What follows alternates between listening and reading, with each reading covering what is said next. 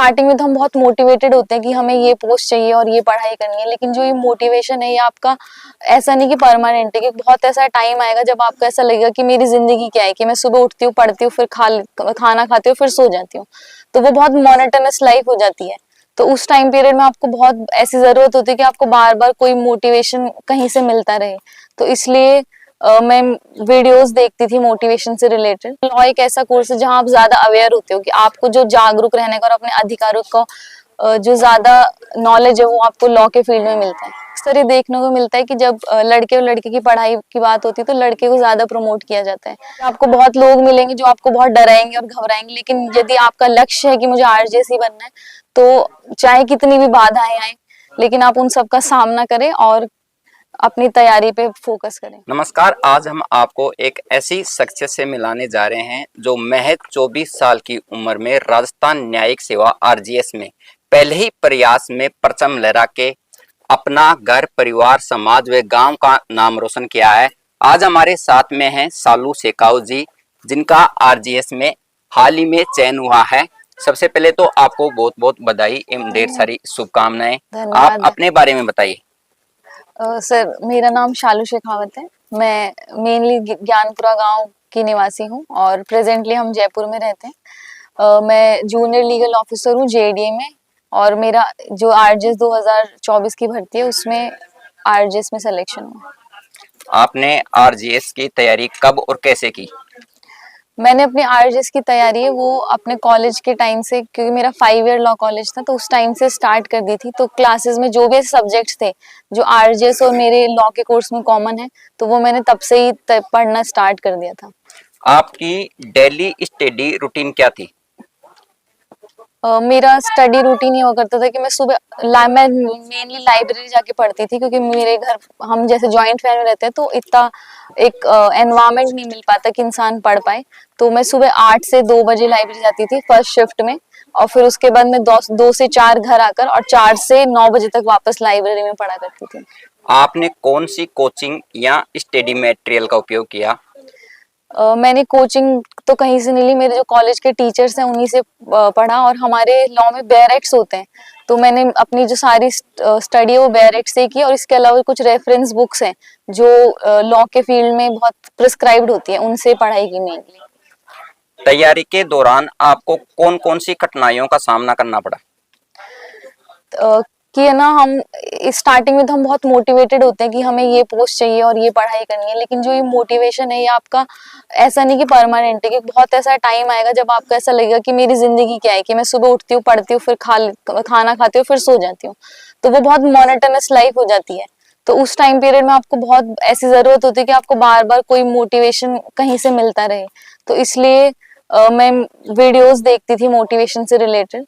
इसके अलावा क्या होता है कि वैकेंसी जब बहुत दिनों तक नहीं आती तो आप पढ़ते रहते हो, तो एक ऐसा पॉइंट आता है कि आप बहुत निराशापूर्ण फील करने लग जाते हो, कि आप जैसे कि एक घर वालों का भी होता है कि मेरे घर वालों को मुझसे इतनी उम्मीदें, लेकिन अब मैं कुछ कर ही नहीं पा रही, क्योंकि अब मेरे कुछ कुछ परिस्थितियां हैं जो अपने हाथ में नहीं होती। तो उस समय मैं बहुत आध्यात्मिक और मैं भगवान में बहुत विश्वास करती हूँ।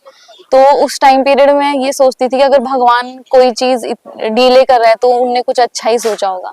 तो यदि आप थोड़ी भी आध्यात्मिक है, तो अगर आप अपना कर्म अच्छे से करते रहेंगे और ये सोचेंगे कि अब जो आगे है वो तो भगवान के हाथ में, तो आप बेहतर तरीके से तैयारी कर पाएंगे। महिला होने के नाते आपको इस यात्रा में क्या विशेष चुनौती महसूस हुई? मैं बहुत सौभाग्यशाली हूँ कि मेरे जो माता पिता हैं उन्होंने मुझे हमेशा पढ़ाई से रिलेटेड बहुत सपोर्ट किया। लेकिन एक ही जो मेन चैलेंज हमेशा से रहा है कि हम संयुक्त परिवार में 10 भाई बहन, जिसमें से हम 7 बहन हैं। तो कई बार मेरे माता पिता को और हमें यही सुनने को मिलता था कि आपकी इतनी बेटियां, तो अब आगे क्या। तो यही जो सबसे बड़ा मैं चैलेंज बताऊं मेरी लाइफ का, वही था। तो मुझे यही लगता था कि काश एक दिन हो जब सबको ये गर्व हो कि उनके एक बेटी पैदा हुई। आपने कानून के क्षेत्र को ही अपने कैरियर के रूप में क्यों चुना? इसका कोई स्पेसिफिक रीजन नहीं है, क्योंकि मैं जब बहुत छोटी थी तब जैसा कि मैंने बताया कि मेरे जो भाई साहब है उनका आरजेएस में सिलेक्शन हुआ, तो मेरे बाल मन ने तभी डिसाइड कर लिया था कि मुझे न्यायिक सेवा में ही जाना है। फिर इसलिए मैंने लॉ किया। पर जब मैं लॉ करने लगी तो मुझे ये रियलाइज हुआ कि जो और सारे कोर्सेज हैं उसमें लॉ एक ऐसा कोर्स है जहाँ आप ज्यादा अवेयर होते हो कि आपको जो जागरूक रहने का और अपने अधिकारों का जो ज्यादा नॉलेज है वो आपको लॉ के फील्ड में मिलता है। इस पद के माध्यम से आप समाज में क्या बदलाव लाना चाहेंगी?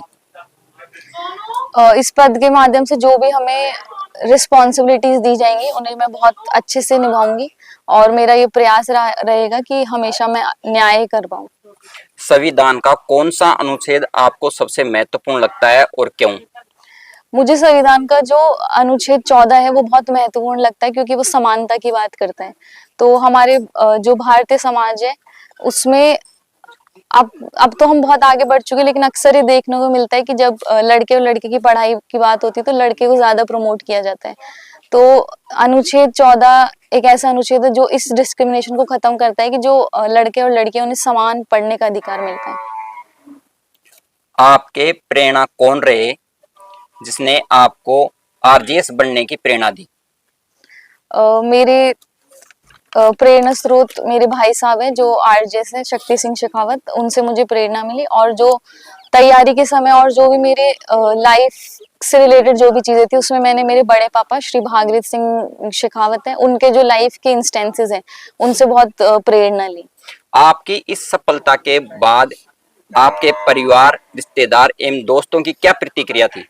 मेरे परिवार, रिश्तेदार और दोस्त सब बहुत खुश हैं और मेरे जो गांव वासी है वो भी बहुत खुश हैं। तो हमारे पूरे परिवार में एक हर्ष उल्लास का माहौल है।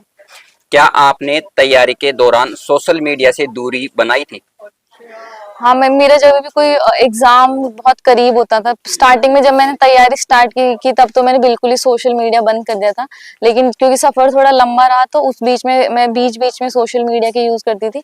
लेकिन जब भी मेरे एग्जाम का टाइम पास आता था तो मैं बिल्कुल सोशल मीडिया बंद कर दी थी। पढ़ाई के अलावा आपके और क्या शौक हैं? मुझे किताबें पढ़ना अच्छा लगता है और मुझे मेनली जो राजस्थानी गाने हैं वो सुनना अच्छा लगता है। तो मैं अपने फ्री टाइम में यही किया करती थी और मुझे अपने घर वालों से बात करना भी बहुत अच्छा लगता है। तो जब भी मुझे समय मिलता तो मैं अपने घर वालों से बात करती। इंटरव्यू में आपसे किस तरह के प्रश्न पूछे गए थे? मुझे इंटरव्यू में मेनली सारे जो लॉ से रिलेटेड है वही सवाल पूछे गए थे। इंटरव्यू के दौरान आत्मविश्वास बनाए रखने के लिए आपने क्या किया? कि हम इंटरव्यू में हमेशा ये सोच के जाते कि हमसे जो इंटरव्यू बोर्ड है वो क्या पूछेगा। पर इस बार मैं ये सोच के गई थी कि उनके पास वो तो कुछ भी पूछ सकते हैं, लेकिन मेरे हाथ में क्या है कि मैं जवाब कैसे दूंगी, तो मैं अपने आप को कैसे कंट्रोल करूं। आप अपनी सफलता का श्रेय किसे देना चाहेंगे? मैं अपनी सफलता का श्रेय अपने माता पिता को देना चाहूंगी और अपने पूरे परिवार को। आप उनको क्या सलाह देना चाहेंगी जो आरजीएस की तैयारी कर रहे हैं? कि आपका जो सफर है वो बहुत छोटा भी हो सकता है और बहुत बड़ा भी हो सकता है। तो आप हमेशा अपने आप को उन लोगों के साथ उन लोगों से सराउंड करें जो बहुत पॉजिटिव और आपको इंस्पायर करते हैं। क्योंकि आपको बहुत लोग मिलेंगे जो आपको बहुत डराएंगे और घबराएंगे, लेकिन यदि आपका लक्ष्य है कि मुझे आरजेएस ही बनना है तो चाहे कितनी भी बाधाएं आए लेकिन आप उन सब का सामना करें और अपनी तैयारी पे फोकस करें। आरजेएस बनने के बाद में आज पहली बार आपके गांव ज्ञानपुरा में आपका जगह जगह पे स्वागत सत्कार किया गया। आप इसे किस रूप में देखते हैं? मैं मेरे जो गांव वालों की उल्लास और प्रसन्नता है उसे वो किस तरीके से जाहिर कर रहे हैं उसमें देखती हूँ। और इसका एक और पहलू है कि जब मेरे गांव की जितनी भी बालिकाएं हैं वो मुझे देखेंगी तो उन्हें बहुत मोटिवेशन मिलेगा और शायद उनके मन में भी, अगर वो किसी भी बड़े ख्वाब को लेकर डरती है तो उनको आज ये विश्वास हो जाएगा कि अगर आप सपने देखते हो तो आपके सपने सच होते हैं। आपका बहुत बहुत धन्यवाद। तो ये थी हमारे साथ में ज्ञानपुरा निवासी सालू शेखावत, जिनका पहले ही प्रयास में आरजीएस में सिलेक्शन हुआ है। देखते रहिए आप मौन वाणी।